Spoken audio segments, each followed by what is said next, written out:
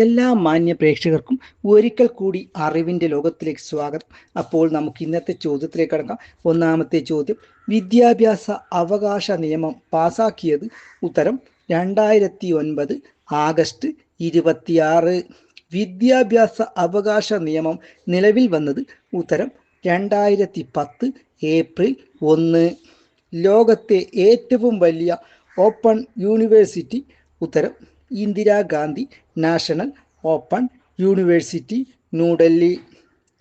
വിദൂര വിദ്യാഭ്യാസ സർവകലാശാലയായ Indira Gandhi national open university സ്ഥാപിതമായ വർഷം? ഉത്തരം 1985. ഇന്ദിരാഗാന്ധി നാഷണൽ ഓപ്പൺ യൂണിവേഴ്സിറ്റിയുടെ വൈസ് ചാൻസലറായ ആദ്യ മലയാളി? ഉത്തരം ഡോക്ടർ VN രാജശേഖരപിള്ള. ഈ വീഡിയോ നിങ്ങൾക്ക് ഇഷ്ടപ്പെട്ടെങ്കിൽ സബ്സ്ക്രൈബ് ചെയ്യണം, അതുപോലെ തന്നെ പരമാവധി ആളുകളിലേക്ക് ഷെയർ ചെയ്യണം. അടുത്ത വീഡിയോയുമായി വരുന്നത് വരെ നന്ദി, നമസ്കാരം.